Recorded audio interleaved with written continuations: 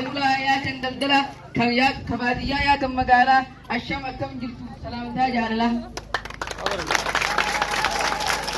مالو يا النبو مالي من النجزو مالو ما بيورني بتاس يبيزو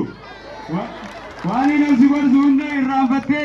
أما يتأتي برمسليرته مالي والنمان سموس نانسي mana barumsaa irraa maaltu si dandeesse abbaa kiyya dhiisii awwaan hedduu yaada jireenyi koo guutuun furmaata barbaada maal taate jettee akka waan hin beekne tana na gaafatta awwaasirraa hin eegne waanii si gaafachuu qabuun si gaafadhe rakkoo ta'e garii duraanii nu badhe waan hin danda'uuni si biraan dhaabbadhe rakkoo biyya kaneettee yoo naaf himte mootummaa micciti kanaaf na dhooffatte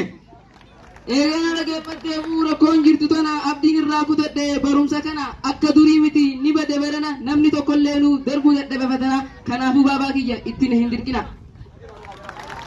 barumsa irraa nuuf jabaadhu qooddu niin dabre jeeti amilee horadhu abadan hin kufu namni yoo dubbise osoo qabsoo hin qabin ati maaltu si kuffise rakkoon hedduudha na dhagahi baaba barattoonni hundi silkii guddaa qaba isaan keessan dhaqu hamileen na qaba barnoonni ammaa fa'aa waa kan hiyyeessaa miti yoo baradhu naan jette samsingii naaf biti hamile nidamna bakka hamile mee hamileen shaf akkas hamileen keessatti hin jitin gaaf tokko keetteen harree waraabooni bishaan dhugutti jiran inni gararreeni isin irraa gadiini dhuguu eegalanii suuta dhugi bishaan natti hin boorasini jee waraabeesi iyyatti baafnaani na nyaattu na nyaadhu afaan nan marini duriin jirree baaftee nalleen dararini gadoo malee ooloo ayyaa'u bishaani anaan rabsita anaatu waraabeessa farunin baradha yoon faranin isaa yoon faranin ta'a fuudhumoon hin ciisa sana awweefiin sirisa